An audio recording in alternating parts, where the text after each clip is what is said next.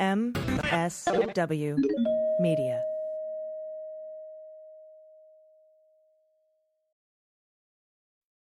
They Might Be Giants have been on the road for too long. And They Might Be Giants aren't even sorry. Not even sorry. And audiences like the shows too much. And now They Might Be Giants are playing their breakthrough album, Flood. All of it. And they still have time for other songs. They're fooling around. Who can stop They Might Be Giants and their liberal rock agenda? Who? No one. This ad was paid for with somebody else's money.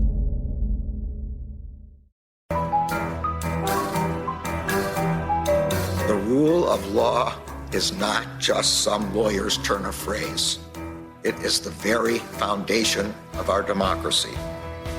The essence of the rule of law is that like cases are treated alike. That there not be one rule for Democrats and another for Republicans, one rule for the powerful, another for the powerless, one rule for the rich and another for the poor, or different rules depending upon one's race or ethnicity. To serve as Attorney General at this critical time is a calling I am honored and eager to answer. So yeah, now it's clean up on aisle 45 time. And for a long while yet, it is going to be clean up on aisle 45. Hello, everyone. Welcome to episode 35 of Clean Up on Aisle 45. It's Wednesday, September 15th. We're going to have to do something for special for episode 45 of Clean Up. Absolutely. Or maybe we just skip 45 and go right to episode 46. Like how there's no 13th floor. Yeah, we'll do a 44A and B episode and then a 46. Yeah, I like it. I'm your co-host, Allison Gill. With me, as always, is Andrew Torres.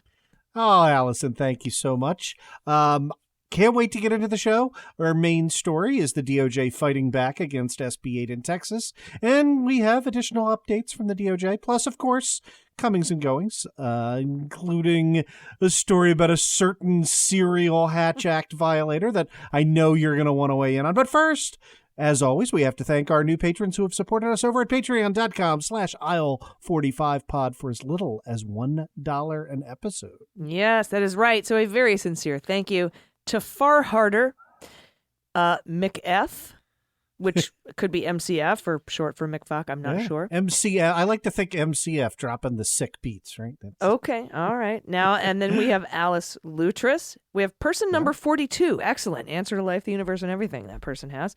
Oh, I like this. We have one called Breyer Should Retire, and then Keith Phillips, and then the Calvin and Hobbes Cast podcast. Those sound great. Thank you all so much for supporting the show. That's over at patreon.com/aisle45pod. And now on to the A block. So we begin with where we left off last week, Texas SB 8, and what we're going to do about it. We both told you that if Merrick Garland didn't do more than just condemn it, he wasn't trying hard enough.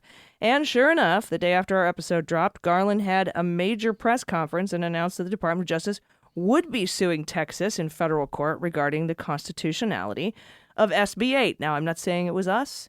Might have had more to do with the House Judiciary letter and perhaps Lawrence Tribe, or maybe he started writing this the minute that SB 8 dropped out of the gate. But either way, it happened. So let's break it down.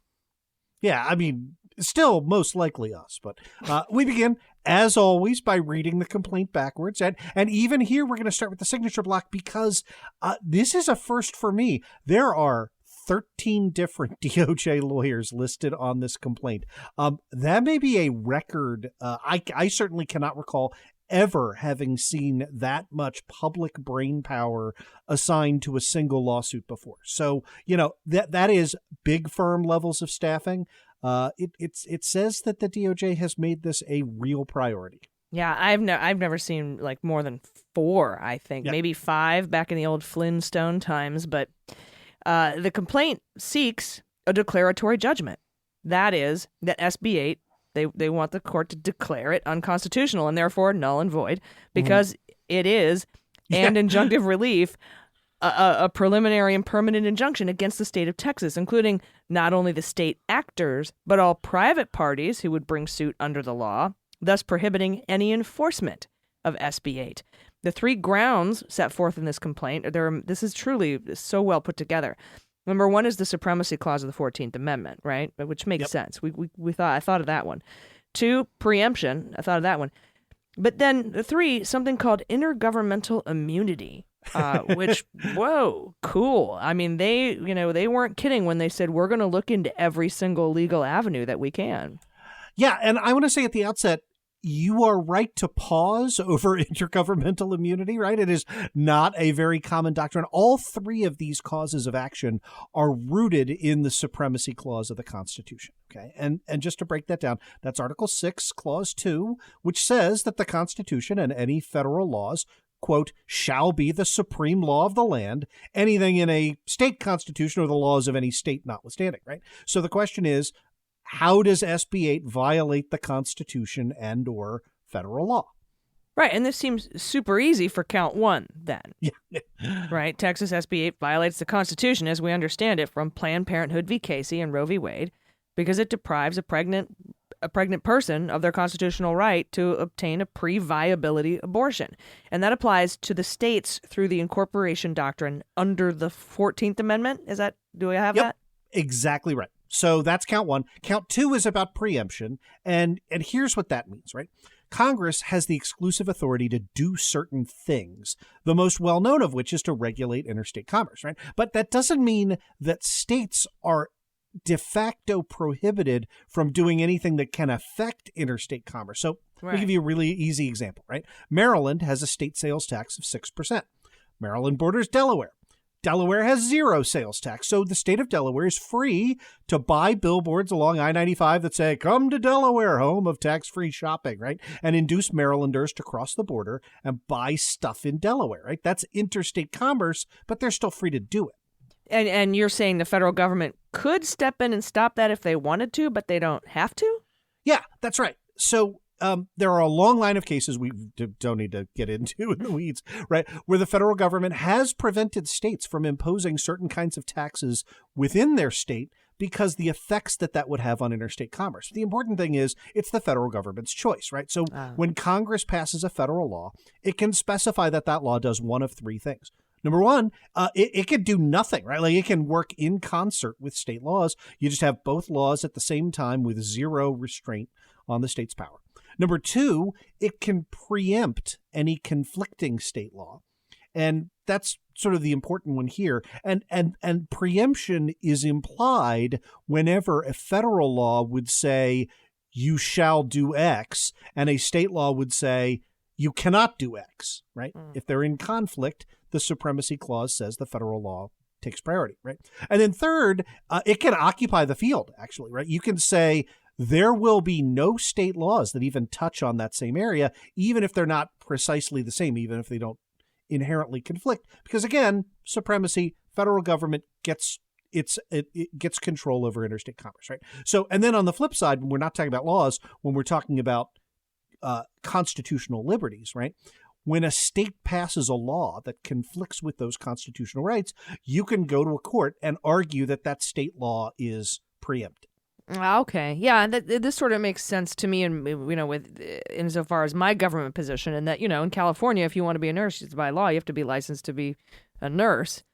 But if you work at the VA, you can move from state to state, and you don't have to be licensed in all those states. And that policy, I guess, would sort of preempt what any state would require.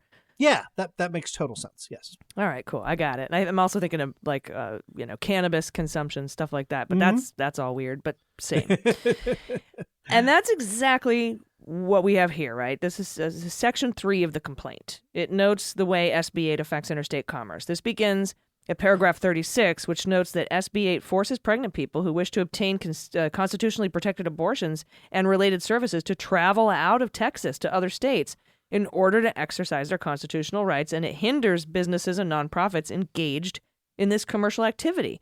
And then paragraph 37 notes that clinics in Oklahoma, Louisiana, New Mexico, Colorado, and Kansas are being inundated with a surge of pregnant people, and you and I both reported on that and those stories in our respective other shows.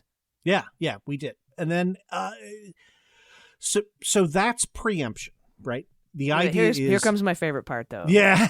This is the most clever part of the argument. Count 3, the intergovernmental immunity point, right? And that argument is that SB 8 impermissibly burdens federal government obligations, right? It is a state purporting to tell the federal government what it can and can't do, which directly contradicts the Supremacy Clause. And these arguments they're very technical, but they're really good, right? This begins on page 16, if you're following along. There are at least 6 different federal government programs that SB 8 would prevent from doing what they've promised to do, right? So let's start off with the first example in the complaint, the Job Corps, right? That applies to people ages 16 to 24. There are 4 federal Job Corps centers in Texas. It's a public-private partnership, so they're privately administered. If you signed up for the federal Jobs Corps program, let's say in 2020, right? And that program is a federal program. It is funded by Congress. It is administered by the Federal Department of Labor, an executive branch, right? You get, when you sign up, a policy and requirements handbook, right? That's just like any employee manual. It tells you the terms of the job, and the case law is super duper clear. That's a binding contract, right? That's what your employer says. These are your responsibilities. Here are your rights. And that handbook says enrollees in the program have the right to have access to pregnancy-related services, including information and services related to abortion. And it also says that those Job Corps centers must identify, quote, available community health and social resources and services, and make arrangements for transportation so that if you're enrolled in the program, you can access those resources and obtain those services, which include an abortion. Yeah, and I never even thought of this, right? Because I was thinking, Andrew, from a military standpoint, being like, hey, if you're in the military, 30,000 women, I don't know how many people who are able to get pregnant, but 30,000 women stationed in Texas, active duty service in the military. The federal government owns and controls their bodies. And I thought that there might be some sort of a supremacy problem, a supremacy clause problem with the state telling the federal government what these women cannot do with their bodies. But they left that completely out of here. But this is along the lines. With an asterisk, let's get to that. Yeah. Right, because it is kind of brought up. So, I mean, but if we think about it, it means that if you signed up for the Job Corps in 2020, like you said, the federal government promised that if you got pregnant, it would make arrangements for you, not just allow you to, but it would have to help make arrangements for you. This is a contract to have access to your constitutional right to an abortion. But SB 8 imposes civil liability, $10,000 plus, to anyone who facilitates or pays for an abortion or aids and abets an abortion. Yep. So the state law would supersede the federal obligation, and that makes no sense if the Constitution is the supreme law of the land. It goes directly violates the Supremacy Clause. Yep, that is exactly right. And your point on the military, here's how that was translated into the lawsuit, right? Any DOD employee, right, is covered by TRICARE for their medical care, right? And just as in the Job Corps, we were clear to say, because you can't pass any federal program where it will pay for a voluntary abortion because our country is irredeemably screwed, right? I see, yeah, because this gets around the whole Hyde Amendment thing. Yeah. Because of what TRICARE covers. Right. And go ahead. I mean, you were subjected to TRICARE. Yeah. Yes, and it does cover abortion services that are the result of rape or incest. So that seems to me like one fatal flaw. I mean, one of a million fatal flaws of this law by leaving out the rape and incest part. They could have circumvented this very particular thing, probably not anything else. But you know what I mean? Yeah, and there are multiple federal obligations, right, to federally fund abortions that are the result of rape or incest, right? And think about what that means, right? That is such an overwhelming supermajority of this country believes that you should have access, regardless of your financial level, to an abortion in the event of rape or incest, that made it into the law where virtually everything else did not. So SB 8 no exception, under the same pays for provision, SB 8 would allow vigilantes to sue TRICARE every time they reimburse an abortion for rape or incest, right? And that kind of nonsense, right, where a state could allow you to effectively tax a federal institution has been prohibited for 2 centuries since McCulloch versus Maryland, right? Way back when Maryland tried to tax the Second Federal Bank of the United States in 1819. States cannot impair federal obligations. Yeah, and so the same thing is true for other federal government employees, right? It's also true for prison inmates. Bureau of Prisons bears the cost if a person is raped in prison and then has to have an abortion. BOP also permits inmates to elect to have an abortion, and both of those obligations are in danger, thanks to SB 8. So, okay, this seems like a very good legal argument to me, but I do have a quick question for you, Andrew. Could the decision here be to carve out these exceptions and for the Supreme Court to say, you big stupid dummies, you didn't think about Job Corps, you didn't think about the federal government's obligations, we're carving those out, this just applies to everybody else? I mean, is that a plausible scenario? That's an excellent question, and the analysis that any court is going to do, that it's sometimes called blue penciling when you rescue a contract, right? Where you just sort of sever out the terms of the contract that are unconstitutional. And that can happen with laws as well. The question becomes, and this was raised in the various Obamacare cases, right? How intrinsically linked are the provisions you're looking to sever from what you're looking to do? And again, here, I feel like this is part of the well-researched aspect of this lawsuit, is to show how intrinsic the notion of abortion being tied to this made-up fetal heartbeat thing.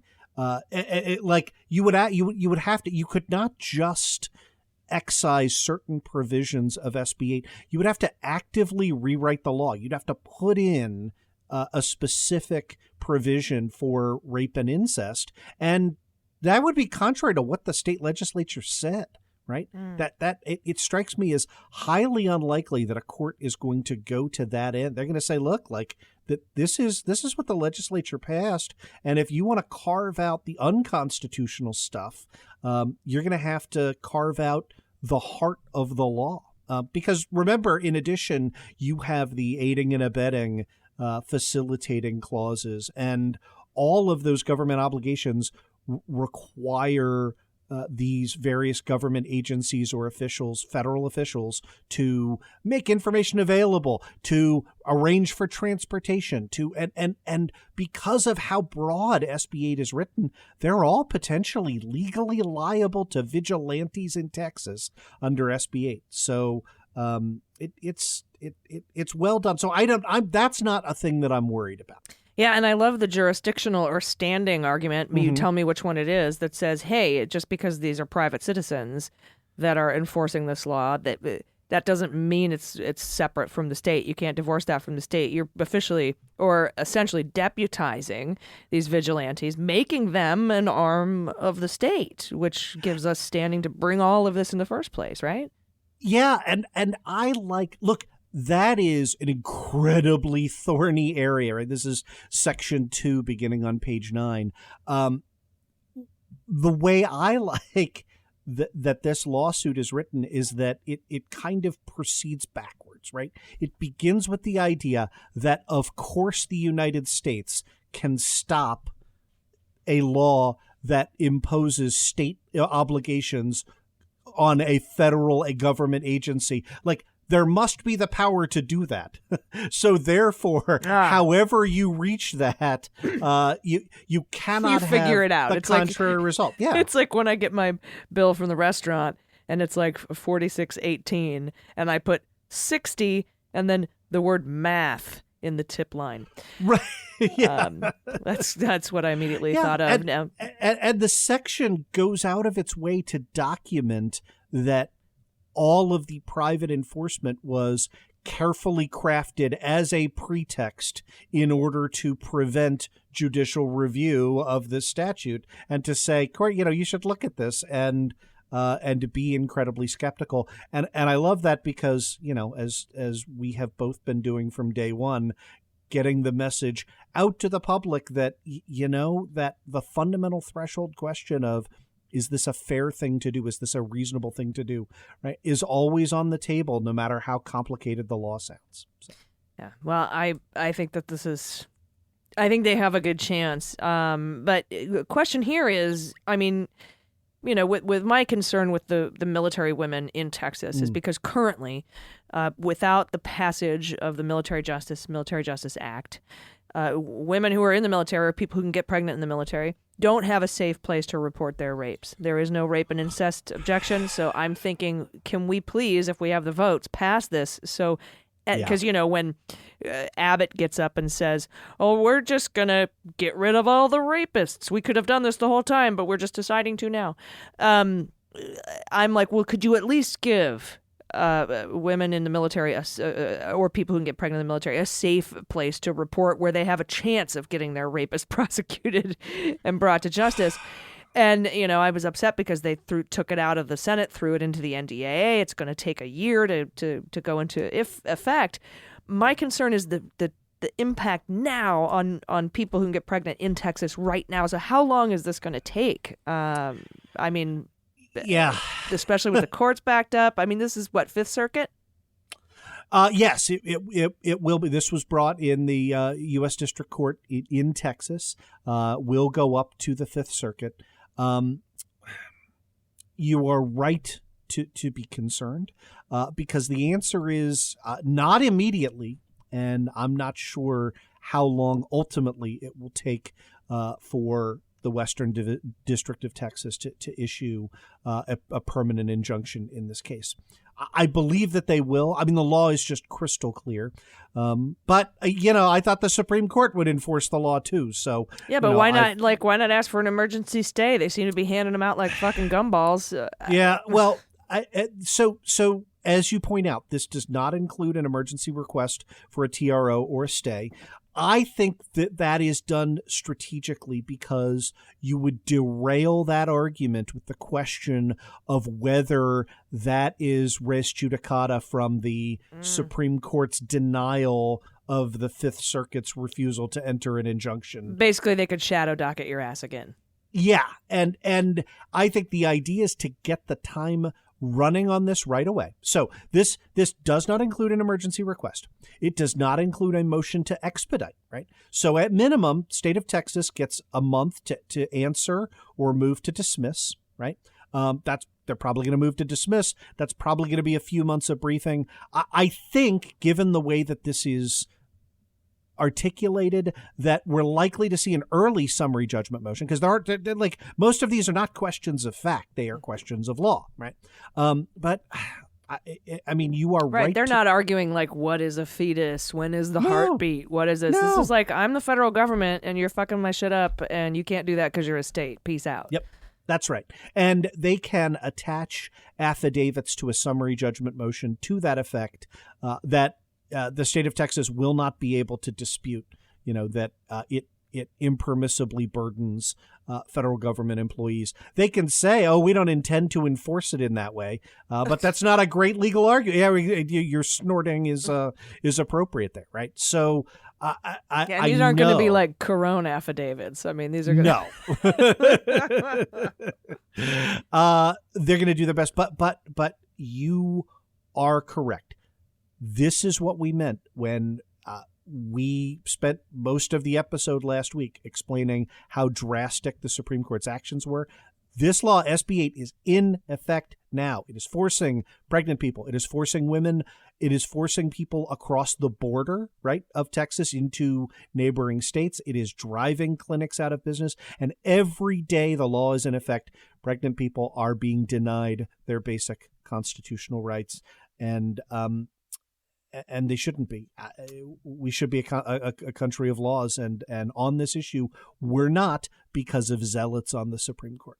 God, what a dark time, but what a brilliant lawsuit brought by the Department of Justice. I have to say, there are things like some in certain points I was like, yeah, this and yeah, that, but there are some things I just never even pondered that they threw in there, and not just because they're doing a Sidney Powell and just throwing the kitchen sink at you. It's because these are extremely excruciating, well thought out legal arguments that all apply and all have meaning and merit. And I think it's going to be interesting to see what happens here. But I'm glad we got to break this down, because I feel like even though there are, like you said, pregnant people in Texas right now being denied their constitutional right, I think it's important to cover how thorough and succinct that this particular lawsuit was and is. And I can't see it losing, honestly.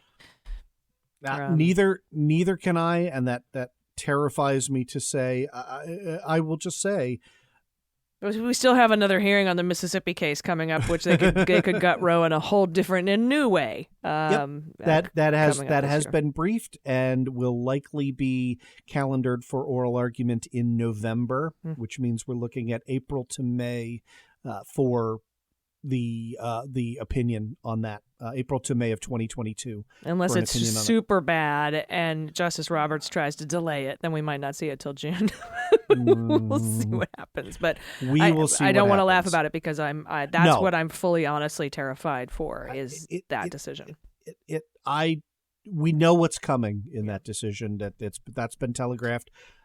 And we should prep what for you that. Can ask for. Yeah, what you can ask for, right, is for the Democratic administration and a Democratic-run Department of Justice to do everything in its power to fight SB 8, and this meets that criteria. If you're asking why can't they just fiat the state of Texas out of existence, I'd like to that you can't do magic, right? What we're asking for is, do the people we put in power do everything in their power to stand up for individual rights here, and in my view, this qualifies, and it signals a real commitment. Yeah. So we'll see. And I implore the Department of Justice in this administration to start tabletop exercises about potential outcomes about the Mississippi case, and to start thinking about it now. Now, because we can't keep delaying this stuff. All right, we will be right back. We have some other things that the Department of Justice has done in the last week that we need to talk about, but we have to take a quick break. Stay with us. Hey everybody, it's AG for Cleanup on Aisle 45. Every year, U.S. businesses waste over $400 billion. That's $400 billion because bad writing. It causes confusion, misses the mark, takes too long to get to the point. On the flip side, better writing also helps businesses win and impress customers, enhances brand perception, improves internal communication, and strengthens relationships with critical partners. Better, faster writing means better business, which is why your team needs WordTune for Teams. Going way beyond simple spelling and grammar correction, WordTune is the only AI-powered writing tool that not only understands meaning, but intent, and offers writing suggestions that help anyone achieve clear and compelling writing. It's the ultimate writing tool to elevate your entire team's writing instantly. I was wondering how a writing tool could possibly do this, so I gave it a try. WordTune is so helpful, I was amazed at its ability to understand what I was getting at. You simply highlight the copy you want to revise, and WordTune offers you a variety of alternative wordings, plus the ability to shorten or lengthen a sentence if you want, or you can even change its tone.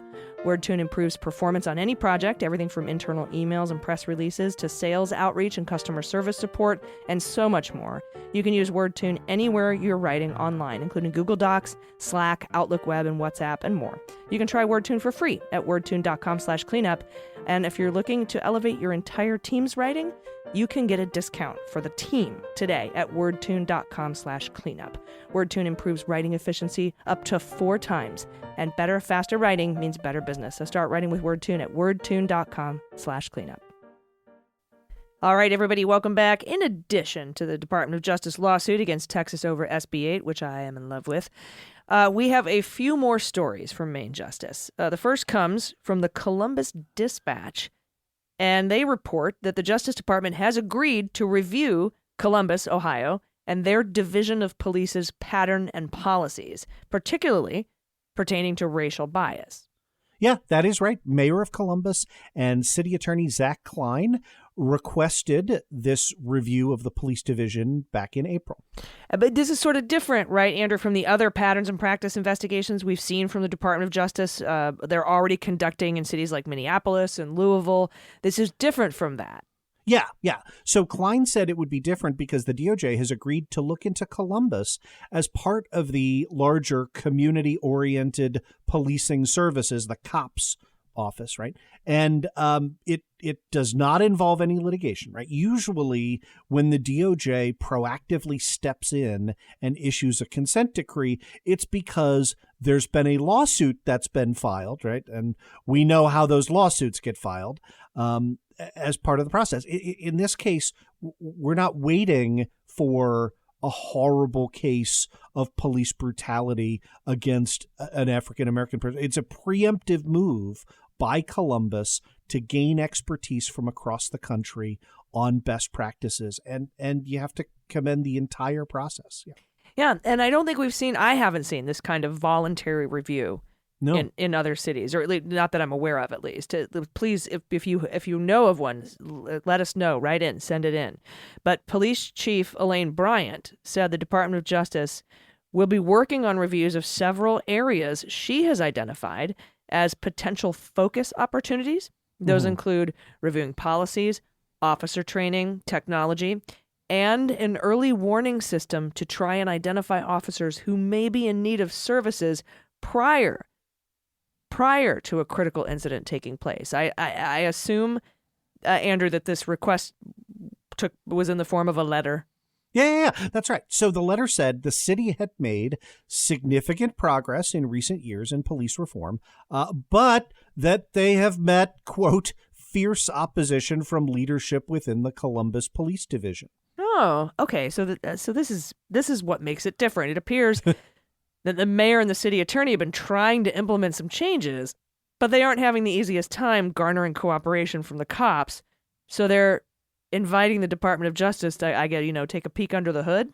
Yeah, that's right. And look, this is the kind of thing you have to do in a state like Ohio, where you have a Republican governor and slightly Republican legislature, right? Like in Maryland, for example, we just enacted police reform in 2020. And one of the most crucial aspects of that omnibus package, we covered this on OA, was taking institutional police officers out of, not entirely out of the process, but bringing, I guess it's more accurate to say, bringing the community into that process, right? So prior to the Maryland reforms, we had police brutality complaints were handled by the police department. Right.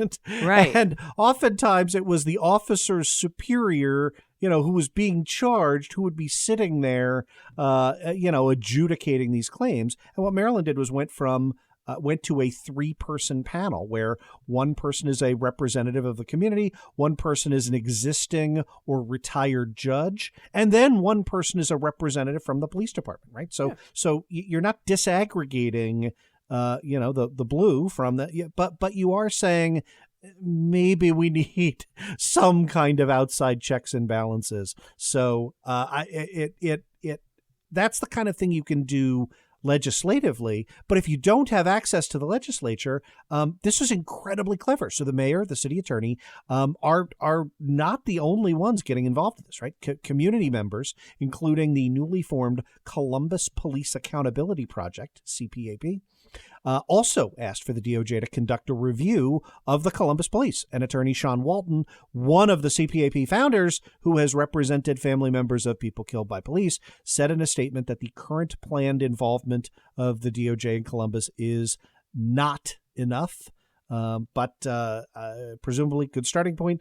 And the police union right now has said that they are happy to cooperate. We'll see how long that lasts. Yeah, I kept scrolling down in the article looking for the response from the head of the police union, the brotherhood, whatever, benevolent brotherhood of sweet, nice people or whatever the fuck they call themselves. And apparently they're like, hey, yeah, bring it on. So, I mean, I guess that would be sort of a like you even lift, bro, kind of a statement. So I'm kind of not surprised because if they, obviously, if they were like, "Do you leave us alone? We're the cops," then they would probably get a lot of backlash. So I think they're in the bring it on phase. Although I'm not sure how long that would last. And I'm also wondering, Andrew, if any other departments in the country are going to make similar requests to the DOJ. This is like I said, this is the first I've heard of the DOJ being asked to come in and do kind of a process review. And them saying yes. So now I'm wondering if we won't see a wave of where we have, like you said, red states, red police unions, red governors, red legislatures, but like blue mayors, these blue dots in these red C's. Yep. Saying, okay, well, I would like the DOJ to come in and take a look at Austin for a second, or there's a million cities that you could name. Yeah, and we will just have to keep our eyes open and see if that happens. But it is all kind of part of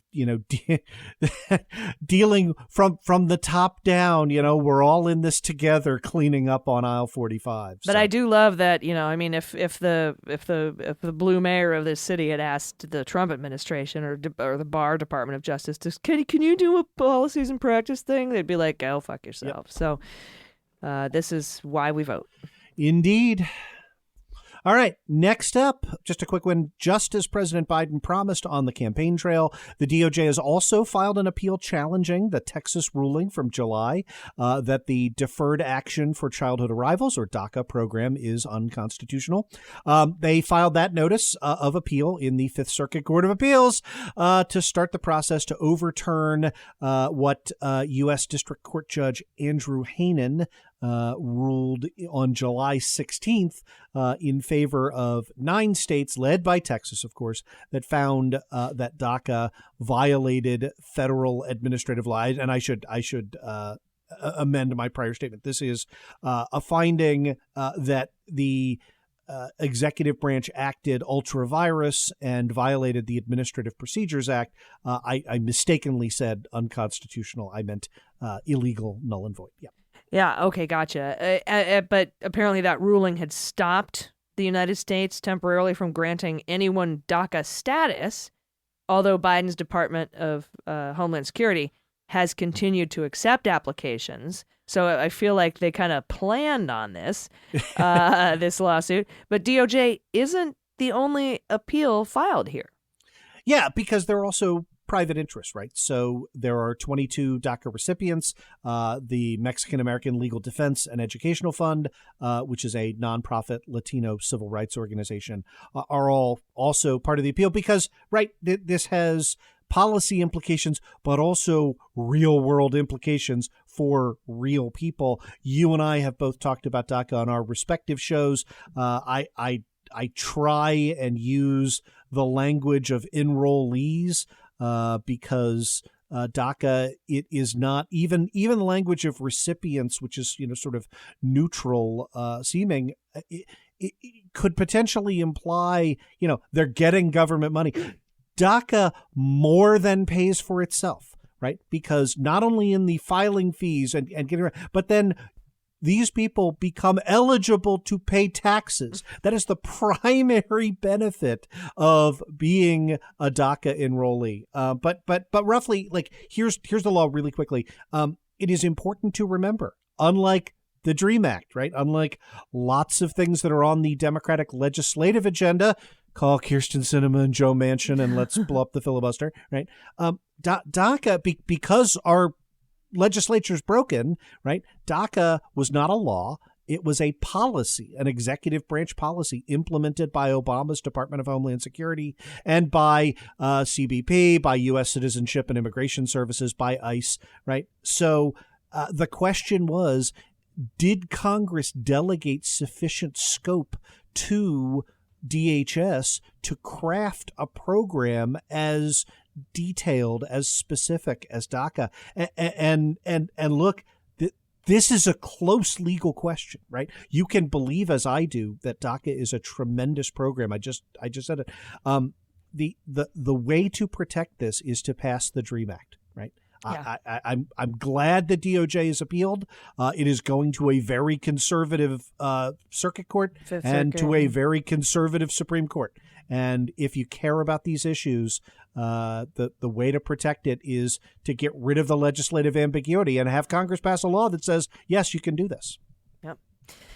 Well, we will keep, obviously, I mean, it's kind of our job here at Cleanup on Aisle 45 to keep track of all of these Department of Justice appeals, things that the Department of Justice is doing. I have a running list, Andrew, of things they do I love and things they do I hate.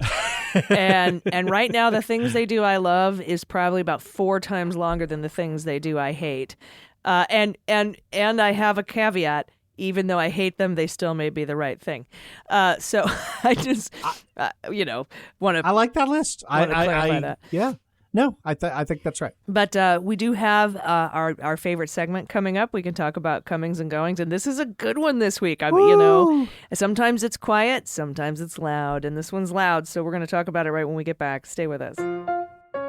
Hey everybody, it's Allison with Cleanup on Aisle 45, and today's episode of the podcast is brought to you by Feels CBD.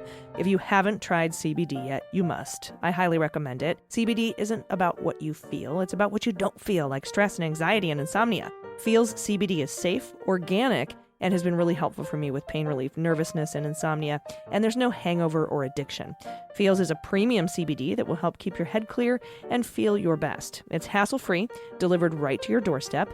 Feels has helped me feel calmer, less sore after workouts. That's my particular favorite part. It elevates my mood, and it's helped me sleep better as well. Feel the difference within minutes by placing a few drops of Feels under your tongue. Finding the right dose of CBD is very important, and everyone's dose is different, so you know. Feels offers a free CBD hotline to help guide your personal experience so that you find your perfect dose. The Feels customer service team is dedicated to making sure you get the best use of your CBD. Joining the Feels monthly membership makes your self-care easy. You'll save money on every order, and you can pause or cancel anytime. Very easy, and they have excellent customer service. Start feeling better with Feels. Become a member today by going to feels.com/cleanup, and you'll get 50% off your order with free shipping. I've never seen such an amazing discount. That's Feels, FEALS.com/cleanup, and become a member and get 50% automatically taken off your first order with free shipping. Feels.com/cleanup. And now it is time, as you teased before the commercial break, for everyone's favorite segment, Comings and Goings. And we're not going to tease you any longer. You had to wait all the way to the C segment. So let's start with the goings, which include Kellyanne Conway. Allison, I know you have a special love for someone who just drips contempt over the Hatch Act and, all of the kinds of ethical constraints that normal people have respected for decades. Yes. I'm so excited about this. You are literally dancing. This is my favorite. A lot of people I found on the social media, a lot of people were like, what the fuck? They're still working for the government? Yeah. In What Took You So Long news last week, the Biden administration told 11 officials appointed to military service academy advisory boards by the former guy to resign or be dismissed. And this is his thing, right? I feel like this is kind of the sort of cornerstone of comings and goings. You have until 4 p.m. today to GTFO or we'll fire you. Resign or you're fired. But very prominent names included here, like former White House press secretary Sean Spicer, former pretty much anyone who's been on Dancing with the Stars, former senior counselor to President Kellyanne Conway, and former national security advisor H.R. McMaster. Yeah, if you were wondering where that guy was. Where was that guy? Serving on a Service Academy advisory board. They were appointed to advisory boards of the Naval Academy, Air Force Academy, and West Point, respectively. Somehow, even their mere existence violates the codes set forth by those schools. Yeah, I generally love Jen Psaki, and she did not disappoint in the press conference when asked about these moves. She said, quote, "The president's objective is what any president's objective is, to ensure that you have nominees and people serving on these boards who are qualified to serve on them and who are aligned with your values. I will let others evaluate whether they think Kellyanne Conway and Sean Spicer and others were qualified or not political to serve on these boards. But the president's requirements are not your party registration. They're whether you're qualified to serve and whether you're aligned with the values of this administration. Well said. And yeah. I mean, Kellyanne Conway with her lifetime of involvement with the Air Force Academy. And this is so great. There's some other names you might not, and me being a veteran and having a special place in my heart for the Hatch Act, yeah, CAC and GTF. Anyway, some other names you might not know who are also super fucking terrible. Heidi Stirrup, the former White House liaison to the Justice Department, who was banned. First of all, why do we have a liaison from the White House to the fucking Justice Department? There should be a brick goddamn wall 100 feet high. Yeah, right. But anyway, I understand. Maybe there's a liaison to the Justice Department who was banned from entering the building after she attempted to access sensitive information about possible election fraud in December of 2020. Remember her? Yeah, apparently still there. And retired Colonel Douglas McGregor, former ambassador pick and Pentagon official, who said a bunch of xenophobic, racist shit back in 2020, called for martial law at the border. Yeah, the guy who said, quote, Muslim migrants were coming to Europe with the goal of eventually turning Europe into an Islamic state. As if that isn't what a Nazi would say. Good to remind people that below the popular evil names are more evil. So just to round it all out, others who have been asked to resign include Michael Wynn, who was appointed to the board of the Air Force Academy, retired General John Keane, Megan Mobbs, David Urban, who were all appointed to the board at West Point, and John Cole and Russell Vought. That's Trump's former director of OMB. He was appointed to the Naval Academy's board. Vote, you might recall, is the guy who immediately tweeted out, no, it's a 3-year term, to which Biden was like, well, then you're fired. Yeah. Yeah, absolutely. Now, Spicy did the same thing on his, right? Did you know Sean Spicer has a show on Newsmax? I didn't know this. I did not know this until today. Yeah. I found that out researching this story. I wish I could say I was surprised. Of course, the most attention came from Kellyanne Conway, who said she wouldn't resign and that Biden's decision is disappointing but understandable given the need to distract from a news cycle that has you mired in multiple self-inflicted crises and plummeting poll numbers. And I think at the end of her thing, she said, I don't know, resign, you resign. Well, the important thing is bye-bye to all of you idiots. And I wish you good luck in your doomed. No, I don't. That's lying. File your lawsuits. You're going to lose those too. Yep, 100%. Bye-bye. And for the Cummings part, we welcome 8 new federal judicial nominees, bringing the total of nominees up to 43, which again are sorely needed. 5 of these are district court judges. All of them continue Biden's commitment to genuine diversity. And 3 are critically important nominees to the U.S. Court of Appeals for the Ninth Circuit. Those 3 are Lucy H. Koh, the first Korean-American woman to serve as a federal appellate judge, and the second Asian-American woman to serve on the Ninth Circuit from California. Gabrielle P. Sanchez, and Holly A. Thomas, who will become just the second black woman to ever serve on the Ninth Circuit. Yeah, and as usual, to ward off, Uncle Frank and a diversity picks, right? These candidates have qualifications that are off the charts. Let's start with Judge Koh, who's currently U.S. District Court Judge for the Northern District of California. Has only been on the bench 11 years prior to her confirmation as a federal judge. She was also a California Superior Court judge. That's a trial court for Santa Clara County for 2 years. Before that, she was a partner in a big law firm, McDermott, Will & Emery. Before that, she was at AUSA for 3 years.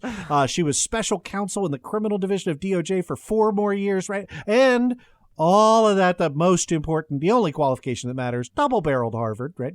Graduating from the university in 1990 and the law school in 1993. Double-barreled Harvard. I've never heard that term. And then there's Justice Gabrielle P. Sanchez, who has been an associate justice on the California Court of Appeal, First Appellate District. That's California's intermediate appellate court for 3 years since 2018. Prior to being appointed to the bench, Justice Sanchez worked for 7 years in California's state government, including a stint as Deputy Attorney General, kind of a big deal, and before that was in a big law firm. He only has a JD from Yale, though, so I'm sure you'll look down your nose at him, Andrew, but he was a Fulbright scholar, so you ought to cut him a little bit of slack. those that tends to have some qualifications. They tend to be slightly smart. All right, finally, a Judge Thomas to be proud of. Judge Holly A. Thomas, who has been a judge in the Family Law Division of the Los Angeles County Superior Court since 2018. Prior to being appointed to the bench, Judge Thomas was Deputy Director of Executive Programs at the California Department of Fair Employment and Housing for 3 years. For 2 years before that, she was Special Counsel to the New York Solicitor General. For 5 years before that, she was an appellate attorney in the DOJ's Civil Rights Division. She earned the Attorney General's Award for Exceptional Service in 2014. For 5 years before that, she worked at the NAACP's Legal Defense and Educational Fund. She is just a lifetime of service, and particularly in the civil rights arena. And again, acceptable academic credentials. I mean, she graduated from Stanford, in 2000, probably spent some time at the beach, and then slacker could only get into Yale Law School, where she graduated. In case you can't tell, I'm being sarcastic. Yeah, these are not Justins and Corys coming out of Liberty University or Trevor McGregor's. Yeah. Ugh, God. Well, here's hoping one day I raise a glass to this Judge Thomas, replacing our current Justice Thomas. I think that would be fucking amazing. I don't, usually they come from the D.C. Circuit Court, but it could come from Ninth Circuit. Yeah, there's that. Look, what I love is Biden is illustrating that the bench is so deep and so rich, and it really just throws, the Federalist Society hacks that we got used to for the last 4 years. Like they were acting like, well, there's just no qualified nominees. I gotta pick Trevor and Brad and Chaz because that's just all who's left. No, that's all who's left that'll do your fucking dirty work. Yep. That's all that is. But the breadth and depth and diversity of this bench is fantastic. Now, if we could just double the size of the federal bench, maybe expand the Supreme Court a little bit, we'd probably be in a little bit better situation. But thank you for all of those comings and goings. Everybody, all these judges, welcome aboard. And to all the people who left this week, bye-bye. Bye-bye. Yeah, so this has been that's a great our episode. show. Yeah. Awesome show today. And I appreciate you, Andrew, and I already miss you from DC. I feel like we're going to have to do another live episode soon, or at least a Zoom call. So if you're a patron, please stay tuned for any future information, which is coming shortly, on when we will have some sort of a live, either Zoom, virtual, or in-person meet and greet. It's coming quickly. Absolutely. We can't wait. We love each and every one of you. We love our patrons more, and you know how to get into our special list. Patreon.com/aisle45pod. I love you all, but you can apparently buy Andrew's affection for $1 an episode. Yeah. No, I mean, they're just different levels. It's I love you, but I don't love. Yeah, well, I'm not in love with all of you to the same degree. I am. No. Anyway, I'm just kidding. I just like throwing you under the bus. We will be back next week with more of the same. So if you have any questions or concerns, you can hit us up on Patreon. And again, patreon.com/aisle45pod. We would love to hear from you. I'd love for you to be a patron. Until next week, I've been Allison Gill. I'm Andrew Torres, and this is Cleanup on Aisle 45. Cleanup on Aisle 45 is written, researched, and produced by Allison Gill and Andrew Torres with editing by Molly Hockey. Our art and logo design are by Joelle Reeder and Moxie Design Studios, and our music is composed and performed by Adam Orr. Cleanup on Aisle 45 is a proud member of the MSW Media Network, a collection of creator-owned podcasts dedicated to news, politics, and justice. For more information, visit mswmedia.com.